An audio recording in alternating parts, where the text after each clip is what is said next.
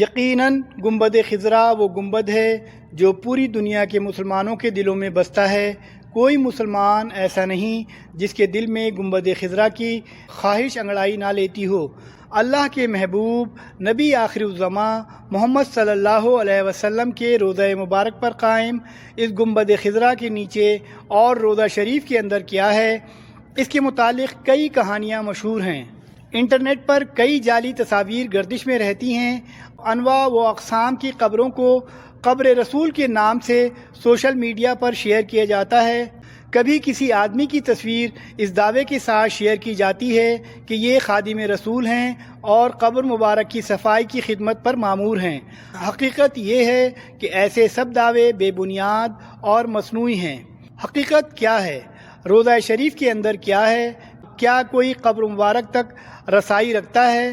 ان سب سوالوں کے جواب کچھ عرصے قبل سعودی حکومت نے باضابطہ طور پر دیے ہیں اور اندرونی ہال کی تصاویر بھی شیئر کی ہیں، جن سے سب بناوٹی باتوں کا قلع کما ہوتا ہے۔ جیسا کہ سب جانتے ہیں کہ حضور صلی اللہ علیہ وسلم کا وصال ام المومنین حضرت عائشہ صدیقہ رضی اللہ عنہا کے حجرہ مبارک میں ہوا تھا اور وہیں آپ کی تدفین ہوئی۔ اس کے بعد پھر حضرت ابو بکر اور حضرت عمر رضی اللہ تعالی عنہما بھی وہیں مدفون ہوئے۔ اس طرح روضہ شریف کے اندر اس وقت 3 قبریں ہیں۔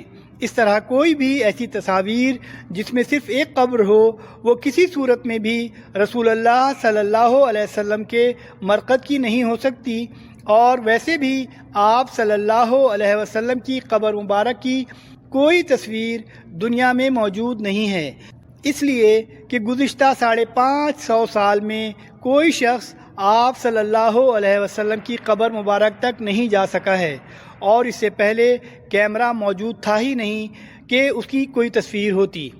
وہ حجرہ شریف جس میں آپ صلی اللہ علیہ وسلم اور آپ صلی اللہ علیہ وسلم کے 2 اصحاب کی قبریں ہیں، اس کے گرد ایک 4 دیواری ہے۔ اس 4 دیواری سے متصل ایک اور دیوار ہے جو 5 دیواروں پر مشتمل ہے۔ یہ 5 کونوں والی دیوار حضرت عمر بن عبدالعزیز رحمہ اللہ نے بنوائی تھی، اور اس کے 5 کونے رکھنے کا مقصد اسے خانہ کعبہ کی مشابہت سے بچانا تھا۔ اس 5 دیواری کے گرد ایک اور 5 دیواروں والی فصیل ہے۔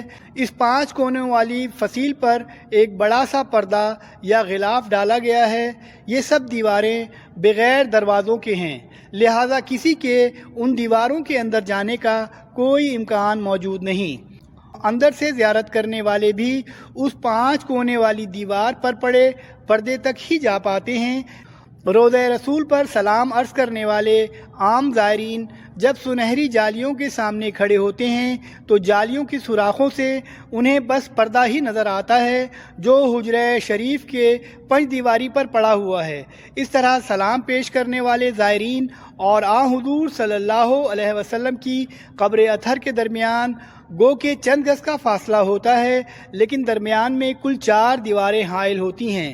ایک سنہری جالیوں والی دیوار، اور دوسری 5 کونوں والی دیوار، تیسری ایک اور 5 دیواری، اور چوتھی وہ 4 دیواری جو کہ اصل حجرے کی دیوار تھی۔ گزشتہ 1300 سال سے اس 5 دیواری حجرے کے اندر کوئی نہیں جا سکا ہے، سوائے 2 مواقع کے۔ ایک بار 91 ہجری میں حضرت عمر بن عبدالعزیز کے دور میں ان کا غلام، اور دوسری بار 881 ہجری میں معروف مورخ علامہ السمہودی کے بیان کے مطابق وہ خود۔ نور الدین زنگی رحمۃ اللہ علیہ والے واقعے میں جو سیسا پلائی دیوار بنائی گئی تھی وہ زمینی تھی، اور جو واقعے میں پاؤں نظر آیا تھا وہ بھی سرنگ کے ذریعے نظر آیا تھا، نہ کہ قبر مبارک کی طرف سے۔ بہرحال اس موقع پر بھی قبر کی زیارت ثابت نہیں ہے۔ مسجد نبوی میں جنوب کی جانب نبی پاک صلی اللہ علیہ وسلم کا روضہ مبارک ایک بڑے ہال کمرے میں ہے۔ بڑے ہال کمرے کے اندر جانے کا دروازہ مشرقی جانب ہے، یعنی جنت البقیع کی سمت ہے۔ یہ دروازہ صرف خاص شخصیات کے لیے کھولا جاتا ہے۔ اس دروازے سے اندر داخل ہوں تو بائیں جانب حضرت فاطمہ رضی اللہ تعالی عنہا کی محراب ہے، اس کے پیچھے ان کی چارپائی ہے۔ ہال والے کمرے میں روضہ مبارک کی طرف جائیں تو سبز غلاف سے ڈھکی ہوئی ایک دیوار نظر آتی ہے۔ 1406 ہجری میں شاہ فہد کے دور میں اس غلاف کو تبدیل کیا گیا۔ اس سے قبل ڈھانپا جانے والا پردہ 1370 ہجری میں شاہ عبدالعزیز کے زمانے میں تیار کیا گیا تھا۔ مذکورہ دیوار 881 ہجری میں اس دیوار کے اطراف تعمیر کی گئی، جو 91 ہجری میں حضرت عمر بن عبدالعزیز نے تعمیر کی تھی۔ اس بند دیوار میں کوئی دروازہ نہیں ہے۔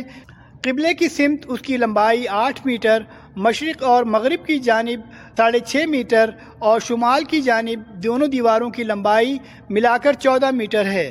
کہا جاتا ہے کہ 91 ہجری سے لے کر 881 ہجری تک تقریباً 8 صدیاں کوئی شخص آپ صلی اللہ علیہ وسلم کی قبر مبارک کو نہیں دیکھ پایا۔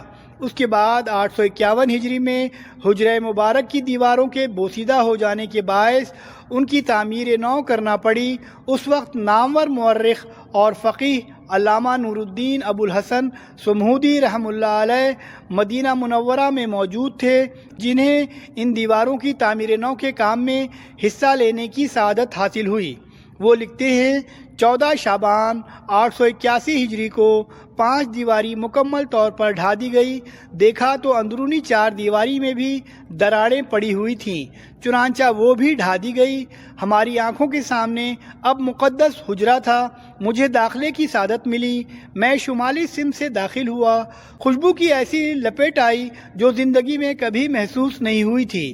میں نے رسول کریم صلی اللہ علیہ وسلم اور آپ کے دونوں خلفاء کی خدمت میں ادب سے سلام پیش کیا۔ مقدس حجرہ مربع شکل کا تھا۔ اس کی 4 دیواری سیاہ رنگ کے پتھر سے بنی ہوئی تھی، جیسے خانہ کعبہ کی دیواروں میں استعمال ہوئے ہیں۔ 4 دیواری میں کوئی دروازہ نہ تھا۔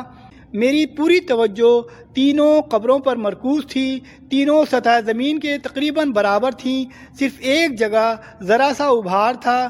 یہ شاید حضرت عمر رضی اللہ عنہ کی قبر تھی اور قبر پر عام سی مٹی پڑی تھی۔ اس بات کو 5 صدیاں بیت چکی ہیں، جس کے دوران کوئی انسان اس مہر بند اور مستحکم دیواروں کے اندر داخل نہیں ہوا۔ السمہودی نے اپنی کتاب میں حجرہ نبوی کا ذکر کرتے ہوئے تحریر کیا ہے کہ اس کا فرش سرخ رنگ کی ریت پر مبنی ہے۔ حجرہ نبوی کا فرش مسجد نبوی کی فرش سے تقریباً 60 سینٹی میٹر نیچے ہے۔ اس دوران حجرے پر موجود چھت کو ختم کر کے اس کی جگہ لکڑی کی چھت نصب کی گئی، جو دیکھنے میں حجرے پر لگی مربع کی جالیوں کی طرح ہے۔ اس لکڑی کے اوپر ایک چھوٹا سا گنبد تعمیر کیا گیا، جس کی اونچائی 8 میٹر ہے، اور یہ گنبد خضرا کے عین نیچے واقع ہے۔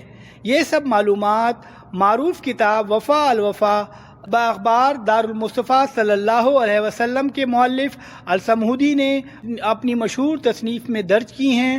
مسجد نبوی، حجرہ شریف اور قبر مبارک کے حوالے سے یہ کتاب سب سے مستند حوالہ ہے۔ اس کتاب میں مدینہ منورہ کی تاریخ سے متعلق تمام معلومات جمع کی گئی ہیں۔ علامہ السمہودی کی وفات 911 ہجری میں ہوئی۔ 881 ہجری سے یا 1477 عیسوی سے لے کر اب تک تقریباً 550 سال کے عرصے میں کوئی انسان حضور صلی اللہ علیہ وسلم کی قبر مبارک کی زیارت نہیں کر سکا ہے۔